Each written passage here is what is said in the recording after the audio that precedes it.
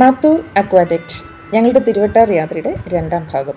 തിരുവട്ടാർ ശ്രീ ആദികേശവ പെരുമാളിനെ തൊഴുതു മടങ്ങിയതിൻ്റെ ഒരു വീഡിയോ ഞാൻ നേരത്തെ പോസ്റ്റ് ചെയ്തിരുന്നു. എല്ലാവരും കണ്ടു കാണുമല്ലോ. ഇല്ലെങ്കിൽ കാണണേ, ലിങ്ക് കൊടുത്തിട്ടുണ്ട്. അപ്പോൾ തിരുവട്ടാറിൽ നിന്ന് ഒരു 3 കിലോമീറ്റർ ദൂരത്തായി മാത്തൂർ എന്നൊരു സുന്ദരമായ ഗ്രാമമുണ്ട്. അവിടെ ഒരു അക്വാഡക്റ്റ് ഉണ്ട്. അതും കൂടി ഒന്ന് കാണാമെന്ന് കരുതിയാണ് ഇങ്ങോട്ടേക്ക് പോകുന്നത്. അപ്പോൾ ഞങ്ങൾ അവിടെ എത്തി. അക്വാഡക്റ്റിൻ്റെ ആ ഒരു പ്രവേശന കവാടത്തിൽ തന്നെ ഡോക്ടർ കെ കാമരാജിൻ്റെ ചിത്രം. അദ്ദേഹം തമിഴ്നാട് മുഖ്യമന്ത്രിയായിരുന്ന കാലം അഥവാ 1966 ഈ പാലം നിർമ്മിച്ചത്.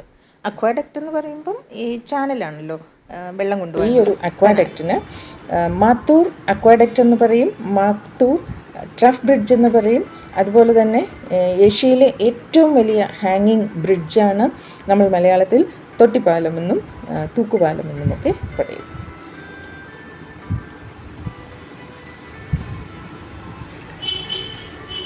വളരെ ചെറിയൊരു എൻട്രി ഫീസ് ഉണ്ട്, 10 രൂപയാണ് പെർ ഹെഡിന്. അപ്പോൾ നമുക്ക് ധാരാളം, ഇപ്പോഴിതൊരു വലിയ ടൂറിസം പർപ്പസായിട്ട് മാറിയിട്ടുണ്ട്. ധാരാളം ആളുകൾ ഒരുപാട് സ്ഥലത്തു നിന്നും ഇത് കാണുവാനായിട്ട് എത്തുന്നുണ്ട്. അതിൻ്റെ പ്രധാന കാരണം വളരെ പ്രകൃതി രമണീയമായ ഒരു സ്ഥലത്താണ് ഇത് ഇരിക്കുന്നത്.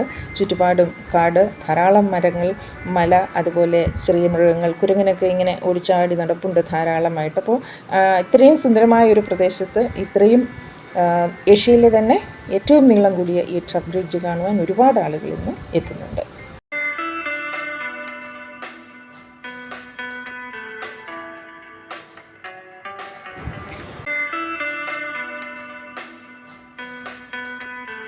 ഒരു കിലോമീറ്റർ ദൂരമാണ് ഈ പാലത്തിന്. ഒരു മലയിൽ നിന്നും മറ്റൊരു മലയിലെ 2 മലകളെ തമ്മിൽ ബന്ധിപ്പിച്ചുകൊണ്ടാണ് ഈ പാലം നിർമ്മിച്ചിരിക്കുന്നത്.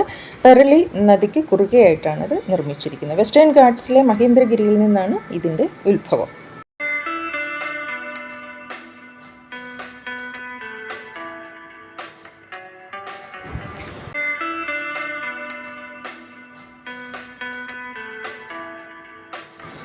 ഈ പാലത്തിന് ഗ്രൗണ്ട് ലെവലിൽ നിന്നും 115 അടി ഉയരമാണുള്ളത്.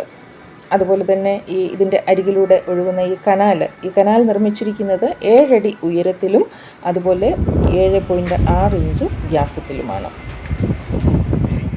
നോക്കൂ, ഈ പാലത്തിന് ചുറ്റുപാടും മലകൾ എത്ര മനോഹരമാണെന്നോ കാണുവാൻ. ഇത്രയും ഉയരത്തിൽ നിൽക്കുമ്പോൾ നമുക്ക് ഒരു പേടി തോന്നുന്നില്ല. അത്ര മനോഹരമാണ് ചുറ്റുപാടും കാണാൻ. ഈ പാലത്ത് നിന്നുകൊണ്ട് താഴേക്ക് നോക്കുമ്പോൾ കാണുന്ന ആ ഒരു നദിയുടെ കാഴ്ചയും അരുവിയും, അതുപോലെ ധാരാളം ആളുകൾ എത്തുന്നുണ്ട്. ഒരുപാട് ടൂറിസം ലക്ഷ്യമാക്കിയുള്ള ഒരുപാട് സൗകര്യങ്ങളും ഇപ്പോൾ ഏർപ്പെടുത്തിയിട്ടുണ്ട്. പാലത്തിലൂടെ നമ്മളിങ്ങനെ നടന്ന് അങ്ങേയറ്റത്ത് ചെന്ന് കഴിഞ്ഞിട്ട് അവിടെ ഇറങ്ങി താഴേക്ക് ചെന്നാൽ പാർക്കുണ്ട്. അതുപോലെ അരുവിയിൽ കുളിക്കേണ്ടവർക്ക് കുളിക്കാം. പിന്നെ അത് കഴിഞ്ഞ് നമുക്ക് മുകളിലേക്ക് കയറാൻ വീണ്ടും ഈ പാലത്തിലൂടെ വരണമെന്നില്ല. ധാരാളം സ്റ്റെപ്പുകളൊക്കെ കെട്ടിയിട്ടുണ്ട്.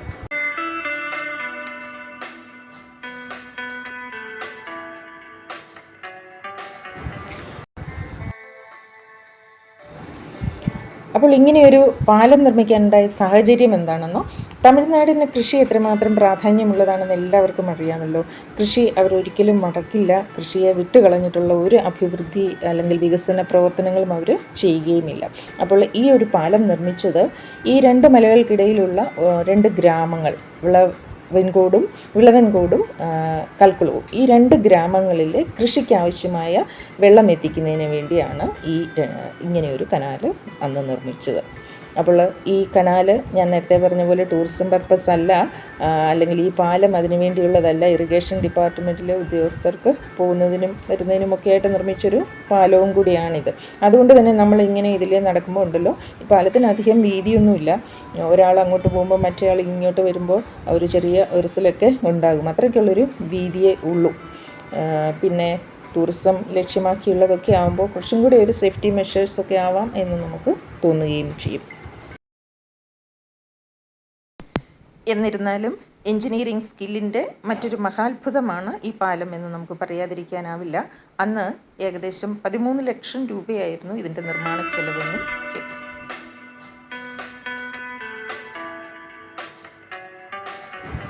അങ്ങനെ ഞങ്ങൾ നടക്കുമ്പോഴാണ് അപ്പുറത്തെ മലയിൽ കണ്ടോ ആരോ പടക്കം പൊട്ടിക്കുന്നു. അന്ന് ക്രിസ്മസ് ആയിരുന്നല്ലോ, അപ്പോൾ നല്ല ഭംഗിയുണ്ടായിരുന്നു അത് കാണാൻ അവിടെ നിന്ന് നോക്കുമ്പോൾ. എന്ത് കാറ്റാണെന്നറിയോ, നല്ല ഇത്രയും ഉയരത്തിലല്ലേ നിൽക്കുന്നത്. അപ്പോൾ നല്ല ഒരു കാറ്റും ആ ഒരു കാഴ്ചയും എല്ലാം വളരെ മനോഹരമാണ്. പിന്നെ ഞങ്ങൾ പോയി ചെന്ന സമയത്ത് കുറച്ച് വെയിലുണ്ടായിരുന്നു. ഇത് കണ്ടോ, ആ ഒരു താഴേക്കുള്ള ആ ഒരു സ്റ്റെപ്പ് ഇതെല്ലാം നന്നായിട്ട് തന്നെ കെട്ടിയിട്ടുണ്ട്. അതുപോലെ അങ്ങേ അറ്റത്ത് അവിടെ ഒരു സ്റ്റെയർ കേസ്, ഇങ്ങനെ ഒരു പിരിയൻ ഗോവണി പോലെ സ്റ്റെയർ കേസ് ഉണ്ടാക്കി വെച്ചിട്ടുണ്ട്. അപ്പോൾ അവിടെ നിന്ന് നോക്കിയാലും നമുക്കൊരു നല്ല വ്യൂ ആണ് താഴേക്കും. അതുപോലെ ഈ പാലവും 28 പില്ലറുകളാണ് കേട്ടോ ഇത്.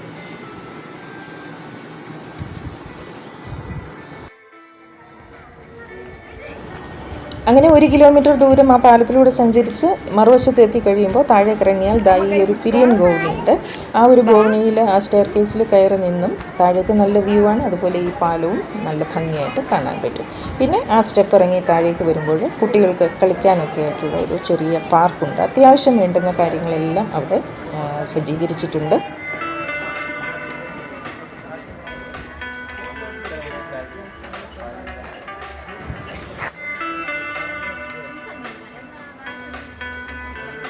ിൻ്റെ കുറച്ചടുത്തായിട്ട് ഈ പാറക്കെട്ടുകൾക്കിടയിലൂടെ ഈ ഒരു നദി ഇങ്ങനെ ഒഴുകുന്നത് അതൊരു പ്രത്യേക ഭംഗിയായിരുന്നു കാണാൻ. ധാരാളം ആളുകൾ അവിടെ കുളിക്കുന്നൊക്കെ ഉണ്ടായിരുന്നു. അപ്പോൾ ഒരു പകൽ ഇവിടെ എത്തിയാൽ, കുട്ടികളൊക്കെ ആയിട്ട് ഇവിടെ എത്തിയാൽ സമയം ചെലവഴിക്കാൻ നല്ല ഒരു സ്ഥലമാണ് ഇത്. പ്രകൃതി ഭംഗിയും സുന്ദരമായ കാറ്റും നല്ല കാഴ്ചയും എല്ലാം കൂടെ നമുക്കത് വളരെ മനോഹരമായി തന്നെ അനുഭവപ്പെടും. പക്ഷേ ഈ താഴെ ഇറങ്ങി നിന്നിട്ട് ഈ പാലത്തിലേക്ക് നോക്കുമ്പോഴാണ് ഇത്രയും ഉയരത്തിലായിരുന്നല്ലോ നമ്മളെന്ന് ചിന്തിക്കുന്നത്. അപ്പോഴാണ് നമുക്കൊരു ചെറിയ പേടി തോന്നുക. പക്ഷേ സാധാരണ ഇത്തരം സ്ഥലങ്ങളിൽ എത്തുമ്പോൾ എനിക്കൊരു ചെറിയ പേടി തോന്നുന്നതാണ്. ഇത്തവണ അത് തോന്നാത്ത എന്താണെന്നോ, നമ്മൾ മെയിൻ റോഡിൽ നിന്ന് നേരെ വന്ന് ഈ പാലത്തിലേക്ക് കയറുകയായിരുന്നല്ലോ. അപ്പോൾ പേടിക്കാനൊന്നും സമയം കിട്ടില്ല. പിന്നെ വീഡിയോ എടുത്തിങ്ങനെ നടന്ന കാരണം അത്രയും അത് ശ്രദ്ധിച്ചില്ല. വിനു ഇടയ്ക്ക് ചോദിക്കുന്നുണ്ടായിരുന്നു, അമ്മയ്ക്ക് പേടി വന്നില്ലേ എന്ന്.